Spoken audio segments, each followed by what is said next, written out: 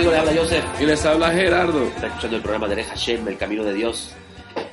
Bendito sea el Dios de Abraham, Isaac y Jacob, el Dios de todas las obras, el Señor de las maravillas que renueva su creación cada mañana, sus misericordias son nuevas cada mañana. Él nos permite vivir un día más, el soberano de los mundos, aquel sobre quien está toda la creación, porque Él es el dueño de ella. Y Él nos permite cada día poder contemplar su belleza, su gloria y su esplendor, en la medida que nosotros volvemos al principio, en la medida que nosotros estamos dispuestos a regresar a las sendas antiguas, al camino del Creador.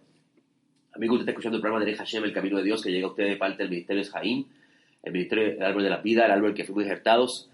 Somos una escuela de pensamiento nazareno que enseñamos las raíces hebreas de la fe judeocristiana, aquello que usted conoce como el cristianismo primitivo. ¿Por qué volvemos y repetimos? ¿Sabía usted que el cristianismo que usted conoce hoy no se practicaba en el tiempo donde los nazarenos, seguidores del rabino de Nazaret, que fue levantado entre los muertos? Luterano ni Calvino estaban para esa época. Dios no dijo, voy a esperar que llegue Lutero para que se interprete correctamente la Escritura. No es así. El mismo profeta Jeremías dijo que el Creador le mandó a decir, paraos en los caminos y mirad cuáles son las sendas antiguas y caminad por él. Pero dice el mismo texto, ellos dijeron, no iremos. ¿Usted sabe por qué, amigo? Porque cuando tenemos que volver a la senda antigua, entonces tenemos que dejar nuestros ídolos. Tenemos que dejar nuestros becerros de oro, aquello que hemos construido y nos hemos sentido confiados, protegidos. Un sistema conocido, ya sé lo que viene, sé lo que voy a hacer, y de repente entra a lo desconocido. Es comparado a un perro que usted tiene a su lado, que lo protege a usted mientras va caminando. Y cuando usted lo confronta a esa protección que usted tiene, que se ha creado a sí mismo, con la propia revelación del Creador, usted se da cuenta que usted está desnudo, que usted no tiene nada. Y es porque nosotros mismos nos hemos construido nuestros propios altares, nuestras propias ideas, nuestros propios pensamientos ajenos de la revelación divina que aparece en la escritura del Creador. Las palabras sagradas que fueron dadas a sus siervos, los profetas.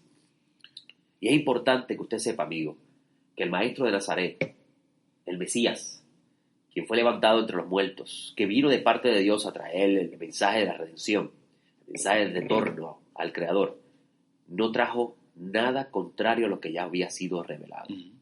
Al contrario, amigos, vino a reafirmarlo, vino a llevarnos a regresar a ella, porque nos habíamos alejado de ella. Y si usted piensa que yo estoy incorrecto en lo que estoy pensando, le invito a ir a Isaías 53, donde claramente, Isaías 53, que es el texto por preferencia para hablar del Mesías, el mismo texto dice, todos nos descarriamos como oveja, cada cual se apartó por su camino. Esto claramente nos enseña que nosotros nos desviamos del camino de Dios. Entonces el Mesías, si es de quien se está hablando en Isaías 53, y no tenemos la menor duda de que lo es, vino a devolvernos el camino, el retorno. Y por eso es que él dice, yo soy el camino, yo soy la verdad, yo soy la vida. Nadie puede regresar al infinito, al santo, bendito sea, al Padre de todos, por sí solo, si no es a través de mí, porque Él es el restaurador de la senda antigua.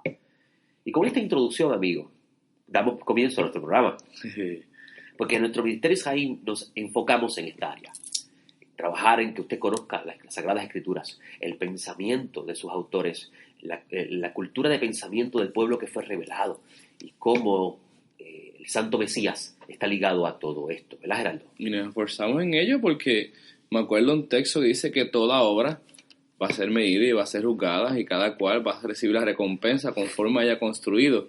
Imagínate, Joseph, que nosotros dediquemos 30 años, 40 años de nuestra vida a hacer lo mejor que podemos y hayamos invertido el tiempo en lo que no era, dando fuera del blanco y construyendo algo fuera del diseño.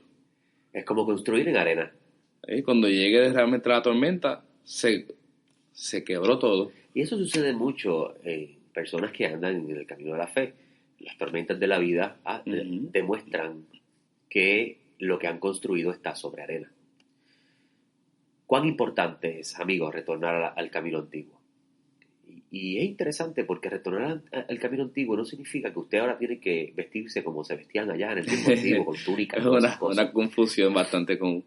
Cuando hablamos de regresar al pensamiento antiguo, estamos hablando de regresar al pensamiento conceptual del pueblo que recibió la revelación, de los profetas que recibieron la revelación. Me acuerdas a las palabras del profeta que dicen: vuélvanse al Eterno, están todos ustedes dolidos, enfermos, llenos de llaga, no les cabe un dolor más y siguen todavía fuera del camino. Así, amigo. Retornen.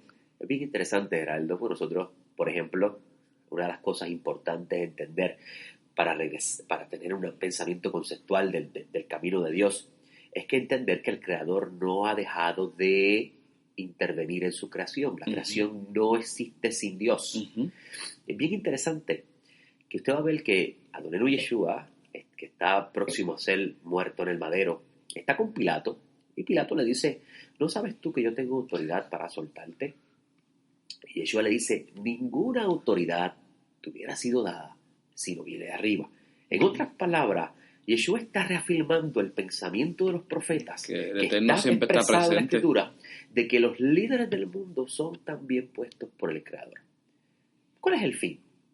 Llevar al humano a entender que no hay mejor rey que el Creador. Que el Creador mismo. Y que Él no cambia. Es bien interesante. No cambia. En mí no hay sombra de variación, en mí no hay mudanza, y lo primero que Él dijo sigue siendo. Él no cambió de gusto, Él no cambió de parecer, no le gustaba algo ayer y de repente hoy, creo que voy a cambiar la opinión, eso ya no me gusta. No me gustó esto, voy a hacer otra cosa mejor. Muy interesante, Gerardo. La semana pasada tuvimos el viernes, el mismo día de Viernes Santo de la tradición cristiana. La semana pasada, el viernes, tuvimos nuestro memorial de Pesaj, memorial de Pascua, donde en el Bet Midrash tuvimos la oportunidad de hacer el Seder del Mesías, la Cena del Mesías. La Cena del Mesías, amigos, no es lo que usted conoce tradicionalmente el día de hoy. Si usted mira los textos sinópticos, claramente los textos sinópticos están mostrando que nuestro Señor Yeshua el Mesías hizo Pascua. Y Pascua es cenar el Cordero. El libro de Éxodo dice claramente que la Pascua es el Cordero. Quiere decir que en el Seder había Cordero. Pero usted diría: ¿pero cómo es posible? Si él es el Cordero. En el mensaje de Juan, en su evangelio, Juan el hijo de Zebedeo, él es el Cordero. Pero los sinópticos no están enfatizando en eso. Ellos no están enfocados en esa idea. Ellos no están pensando en esto. Ellos están mostrando al Maestro de Nazaret como enviado para regresar al camino de Dios. Y la cena de Pascua que hizo Yeshua es un ceder completo de Pesaj. Había ahí vino, pan, había allí hierbas amargas. Como usted escucha el texto que dice: el que moje conmigo, o el que meta conmigo en el plato. Estaban cogiendo las hierbas amargas, mojándolas con agua con sal o vinagre, dependiendo de la tradición. Todo esto tiene que ver con lo que se hacía en el tiempo antiguo. Y nosotros tuvimos la oportunidad de la semana pasada, el viernes del mismo día de Pascua, de Viernes Santo, el 19 de abril, tuvimos la oportunidad de hacer nuestro Seder memorial, donde les enseñé a los discípulos que este Seder es muy importante porque nos ayuda a comprender la responsabilidad de un discípulo. Mira qué interesante, Gerardo. ¿Sabías tú que inmediatamente que hacías el Seder con tu líder, tú te convertías en discípulo absoluto de él y tenías que hacer lo que él dijera? Es decir, ya él es tu amo absoluto. Y Yeshua está en un proceso de formación con ellos. Y cuando los lleva a hacer esa última Pascua antes de morir, inmediatamente que él habla de mojar, de meter la mano en el plato, estos discípulos, estos candidatos a discípulos, que se convierten obviamente en los discípulos oficiales, ya están bajo la total y absoluta autoridad del rabino de Nazaret, quien es el Mesías. Y por eso es que él le dice a Judas: lo que vayas a hacer, después de meter la mano en el plato, lo que vayas a hacer, hazlo. Ya Judas tenía que hacerlo. Ya le pertenecía. Porque él le dio la instrucción de hacerlo. Eso es bien interesante. Y estas son cosas que no conocíamos de la senda antigua, y obviamente por eso es que lo entendemos. Inmediatamente tuvimos, según el precepto de la Sagrada Escritura, Torá, los 7 días de panes sin levadura. Oh, sí. Donde estamos 7 días comiendo panes sin levadura, una forma de recordar lo que esto representa. ¿Qué es la levadura? La levadura es un elemento orgánico extraño que no pertenece a la naturaleza de lo creado, sino es algo que es a consecuencia de la fermentación, ¿verdad? En cierta forma, decirlo así, no soy biólogo, hago la mejor explicación posible. Y el santo bendito sea, como dice Pablo de Tarso en su carta a los Corintios, Pablo de Tarso dice algo muy interesante, Geraldo. Pablo dice, lo primero es lo físico, después lo espiritual. Y eso, tú leas eso y Pablo dice, pero Pablo, ¿qué clase de disparate es ese? Claramente vemos que Dios primero creó lo espiritual y después lo físico. Eso está en el libro de Génesis. Entonces, ¿cómo es posible que tú digas que primero lo físico es pero espiritualmente? Tú entiendes primero lo físico para luego entender lo espiritual. Exactamente. Entonces, cuando el Eterno introduce la idea de los panes sin levadura, de matzot, en hebreo, nos está enseñando a través de lo físico algo que no podríamos entender si no utilizamos lenguaje humano. Y es bien interesante que cuando usted tiene conocimiento de estas ideas, usted celebra los 7 días de panes sin levadura diferente, de una forma diferente. Bien curioso porque el pan con levadura no está prohibido. Usted puede comer pan con levadura cuantas veces usted desee en el año, pero de repente es prohibido.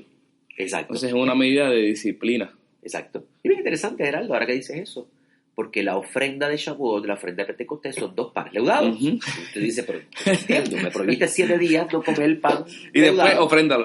Y ahora me dice, leúdalo. Obviamente, lo que nos está enviando, el mensaje que nos está enviando el Creador a través de su revelación, la Sagrada Torah, es que el humano tiene que dejar la antigua levadura que pertenecía a su antigua manera de vivir y tener levadura nueva, que Pablo llama levadura de amor, levadura de... Interesante, Pablo de Tarso era un genio, obviamente inspirado. La levadura lo que hace es crecer. Una levadura incorrecta va a hacer crecer el orgullo, la avaricia, la altivez.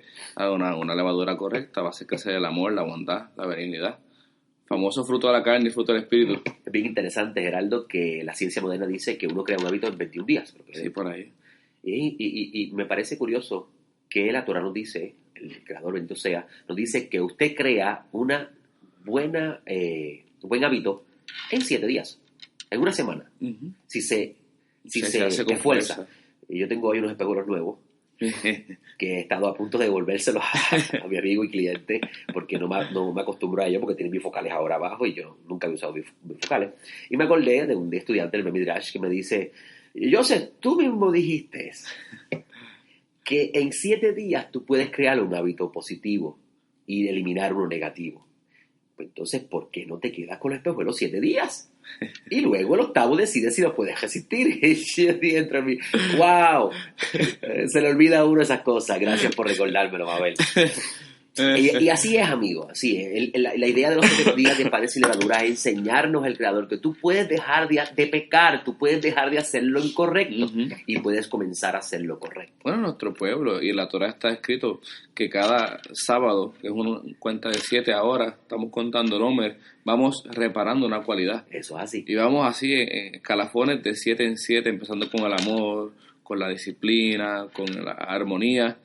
Y es por eso, porque es una tarea enfocada, concentrada. Eso es así. Es bien interesante que son 7 semanas ligadas a 7 aspectos de la imagen divina que está representado en la lámpara del tabernáculo. Y es bien interesante que en el día de Shavuot, el día de Pentecostés, el Creador derrama su espíritu para que la lámpara se encienda y se mantenga encendida. Es bien interesante esto, Geraldo, porque entonces vemos que las cosas creadas son simplemente una forma del Eterno expresar misterios escondidos. Yo siempre me recuerdo estas palabras. Yo me acuerdo una vez una conversación que tuve con una persona a quien conozco hace mucho tiempo, no lo veo, que me dijo, no, yo soy un pecador y aunque yo esté en Cristo, yo nunca puedo dejar de pecar. Y yo dije, wow, amigo, usted no ha leído nunca su Biblia, entonces. Porque Caín quería matar a Abel. Para el momento que Caín quería matar a Abel, todavía no había llegado el Espíritu Santo. Estamos hablando de un humano. El Paracleto. El ayudador. Es bien interesante. Nosotros hemos definido recibir el Espíritu Santo en danzar y hablar en lengua. Pero sin embargo, nuestro Señor, el Evangelio de Juan, dijo que el Espíritu Santo es el ayudador. Lea Ezequiel 36, donde el Eterno claramente dice que yo les voy a dar un espíritu para que anden en mis caminos y no se aparten de él. Ok, la senda antigua. Bien interesante. Hablaba yo con este joven y él me decía, no, yo no puedo dejarle pecar. yo le dije dentro de mí, pero wow, ¿cómo tú vas a decir esto?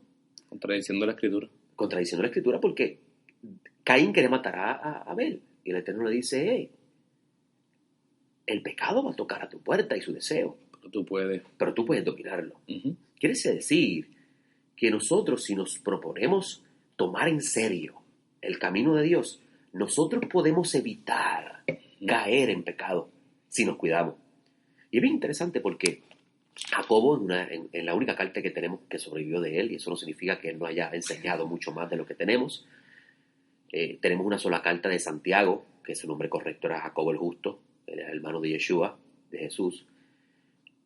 Obviamente tenemos una sola carta de él porque él escribió una carta para fuera de Jerusalén, y la mayoría de los documentos que tenemos son los que sobrevivieron de la destrucción absoluta de Jerusalén. Y Jacobo dice en esa carta única que tenemos, Santiago dice, digo Jacobo porque no se llamaba Santiago, Jacobo dice que parte de la vida, si podemos decir religiosa, entre comillas, porque la palabra religión no existe en la Biblia, eso es un concepto moderno, la vida piadosa correcta, entre visitarle al huérfano y darle comida al que necesita, está mantenerse sin mancha del mundo, cuidarse de la contaminación del mundo. Y uno podría pensar que Jacobo está diciendo, no, tienes que irte del mundo, porque tienes que aislarte. El maestro dijo, yo oro para que no lo saques del mundo, sino para que se puedan preservar dentro de él. Exactamente. Y eso significa, amigos, que nosotros si nos paramos en la senda antigua, si verdaderamente usted quiere pertenecer a la familia de Dios, no, aquí está el problema. La mayoría de las personas, Geraldo, están preocupados en que si se van a ir al infierno toda su vida, el día que mueran. Sí, esa ha sido y cuando usted tiene eso en su pensamiento, usted malgasta su vida, malgasta la oportunidad que le dieron de vivir en este mundo. Adonai Yeshua, nuestro Señor Jesús, dijo que la vida eterna consiste en conocer al Creador y a su Mesías. Lea el capítulo 17, que es la última oración que el Maestro hace antes de partir de este mundo. Entonces, nosotros, si tenemos un pensamiento conceptual, nuestro concepto en la mente es, no, yo tengo que, la meta mía aquí es salvarme de no ir al infierno. Si usted piensa eso, usted va a vivir la vida todo el tiempo preocupado por eso. Sin embargo, si usted pone los pies en la senda antigua y mira todo completamente diferente, como está establecido en la Escritura, mira desde el lente de Dios, usted va a ver que la vida eterna no consiste en ser guardado de ir al infierno. La vida eterna consiste en conocer al Creador. Y ahí entramos a Hareimot. Ayer tuve la oportunidad, Geraldo, de tratar la sesión de la Torá, que se titula, cuando miré el reloj, ya sé que queda poquito tiempo. Tranquilo. Ayer tuve la oportunidad, Geraldo, de tratar esta sección de la Escritura, que te hace lectura semanal de la Torá, que se titula Hareimot, después de la muerte. Levítico 16:1 al 18. No me acuerdo el versículo que termina 18. Nosotros nos concentramos ayer en el segmento que trata sobre el servicio de Yom Kippur. Servicio extraño. Ayer tuve la oportunidad de presentar a los hermanos que Yom Kippur no consiste en el día del perdón, sino que Yom Kippur consiste en el día de cubrir las consecuencias de las acciones de nosotros. Yo comencé la enseñanza con una cita de un libro que yo poseo, que me pasó mencionándolo mucho, se llama The 13 Petal Rose. El autor del libro dice, una transgresión es una alteración del orden, del orden creado. Esto quiere decir, amigo, que cuando usted comete lo que usted llama pecado, que la palabra pecado no le hace justicia realmente al concepto en su lenguaje hebreo correcto. Cuando usted comete una transgresión, usted está alterando el diseño creado. Eso no fue hecho para eso. Un ejemplo de esto. Nosotros estamos hablando hoy de la calamidad que estamos viviendo en el mundo, donde hay temperaturas excesivas, escasez de agua, calentamiento global excesivo. Estamos viendo una cosa increíble. Que el mundo lo estamos usando como no se supone. Eso es a consecuencia, amigo, de romper los límites creados para la utilidad de las cosas. Esa transgresión, nosotros pensamos que simplemente pecar es faltarle a nuestro prójimo. Oh, no, mucho más que eso. Mucho más que eso. Esa acción de nosotros ha hecho que el orden, el diseño divino se haya alterado. Uh-huh. Y bien interesante, hablábamos ayer en el Ben Midrash con respecto a Yom Kippur, y mi amigo y hermano Edwin Borrero, después que termino la clase de las 1 de la tarde, que transmito en vivo por YouTube, me dice, ¿te faltó algo? Y yo, tú me lo vas a decir ahora, después que salimos de la clase en vivo. Y él me dice, te faltó citar un texto muy importante. Y yo, ¿cuál? Juan 3:16. En su Biblia, amigo, dice, de tal manera amó Dios al mundo. ¿Verdad que sí? Una tradicional. Pero vaya el texto griego. El texto griego le dice, de tal manera amó Dios al cosmos. A todo, universo completo. Que dio a su Hijo unigénito para que en Él crea, no se pierda, es decir, no sufra la muerte eterna, y la paracha se llama Ahareimot, después de la muerte, mas tenga vida eterna. Es bien interesante, Geraldo. Nosotros pensamos que Dios amó al humano y por eso dio al Mesías. Pero Dios amó su creación. Está preservando, es comparable a una riqueza, un vino en un saco precioso y que por accidente alguien dejó caer y se abrió un hueco y poco a poco se está yendo, se está perdiendo. Y hay que invertir en ponerle un parcho para poder preservar lo que queda adentro. Pero los parchos no duran mucho. Que es el concepto de Yom Kippur. Yom Kippur es un parcho. Hasta que de repente dicen no, de su misma esencia. ¿Sabes que la raíz de la palabra Kippur es kafar? Que significa cubrir. Pero también significa reconciliar. ¿Por qué reconciliar? Porque esa palabra es la misma que utiliza el texto de la Torá para cuando Noé cubre el arca. La calfatea. La calefatea, y realmente lo que está es reconciliando toda la estructura porque la unifica completa. Kippur, el día de Yom Kippur, es la reconciliación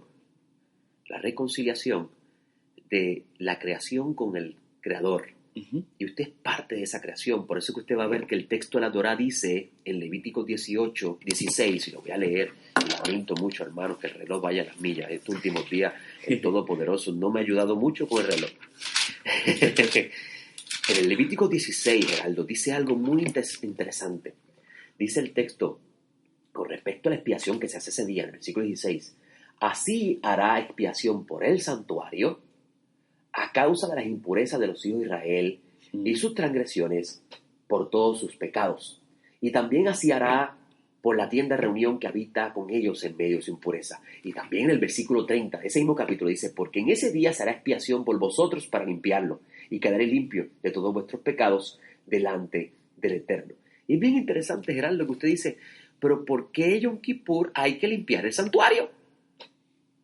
Si es el día del perdón, es para mí, no es para el santuario. No, porque yo causé daño, yo causé impureza, yo ensucié. El pecado no se queda conmigo. ¿Sabes algo, Gerardo? Flavio Josefo registra que en el templo, en una de las cortinas, estaba pintada la Vía Láctea. Sí. Y esto es bien importante, amigos, porque el templo está representando el cosmos. Pablo de Tarso, hablando con los atenienses, dice, porque Dios no habita en templo hecho por mano humana, porque en Él vivimos, en Él existimos y nos movemos. Complicado ese Pablo, ¿cómo es eso? Pablo está diciendo que estamos dentro del gran santuario que el Creador creó.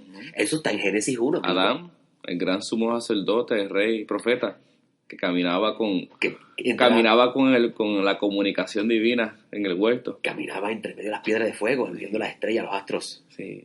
Y bien interesante, Geraldo, que si entendemos realmente el concepto de Yom Kippur, y lo que significa la palabra reconciliación, porque el Kippur que se hacía en el sistema levítico era tapar.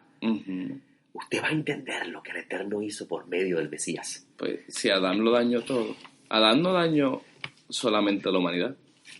Dañó todo. La tierra, la creación completa. Fue entregada a vanidad, dice Shaul de Tarso.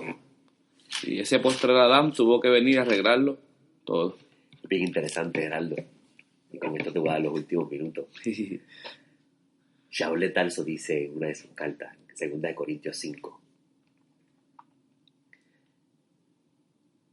Y todo esto proviene de Dios. Versículo 18. Le invito a leerle el contexto para que pueda entender. Quien nos reconcilió consigo mismo por el Mesías. Eso es el lenguaje de Yom Kippur. Uh-huh. Y nos confió el ministerio de la reconciliación.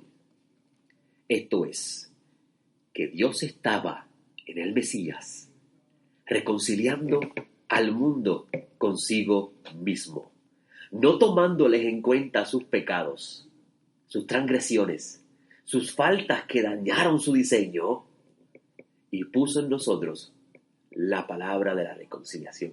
Wow, Así que somos embajadores en nombre del Mesías, como si Dios rogara por medio de nosotros. Rogamos en el nombre del Mesías, reconciliados con Dios. Es bien interesante. Poderoso ese versículo. Usted no va a entender estas palabras de Tarso, de Pablo de Tarso, si usted no vuelve otra vez a leer el día de Yom Kippur, porque observe que todo el ritual lo hace el sumo sacerdote, que él es el que está haciendo el proceso de la reconciliación. Y usted va a ver que el autor hebreo está esperando. Va a ver que el autor hebreo está presentando al Santo Mesías, haciendo el ritual de Yom Kippur, el autor de la carta a los hebreos. Y usted va a ver que para que usted participe de esa reconciliación hay un requisito que nosotros hemos perdido, amigos. Estamos regresando a la senda antigua. El hecho de que el Mesías haya hecho la reconciliación no significa que nosotros no tenemos que hacer nada. Hay una labor que hacer. Mira qué interesante, en el ritual de Yom Kippur, que aparece en el capítulo 16, Geraldo, todo lo hacía el sumo sacerdote. Sin embargo, el Eterno demandó de su pueblo que en este mismo día, dice, será el día de Yom Kippur un Shabbat solemne, un día de reposo solemne, y humillaréis vuestras almas. Es estatuto perpetuo. Uh-huh. Mire qué interesante, Geraldo. El que participe de la humillación relacionada a ese día, que tiene que ver con un ayuno, una reconciliación, un reconocimiento que hemos dañado su orden, tiene está entrando a reconciliación, al mensaje de la reconciliación. Uh-huh. Shaul de Tarso enseñó Torah. Shaul de Tarso era un genio cuyas palabras hemos tenido que examinar. Así es. Con calma. Sí. Una de las cosas que yo les invito en la mañana de hoy a reflexionar es con qué propósito usted está en este mundo y qué utilidad usted le da a lo creado. Uh-huh. Si usted reconoce que usted ha malgastado su alma en cosas que no dan vida, usted entonces tiene la oportunidad hoy de regresar al camino de Dios. Es bien interesante, Geraldo, en la Parashá Harimot, después de la muerte, en el capítulo 17, el Eterno habla de los sacrificios a los demonios, que está ligado al concepto de la idolatría. Uh-huh. Y si usted mira y analiza el mundo antiguo y lo que está explicando el texto, se está aludiendo a la utilización de lo creado para el servicio de sus deseos. Con este pensamiento los dejo. Les hablo Joseph. Y les hablo Gerardo. Y te escucho el programa de Hashem, el camino de Dios.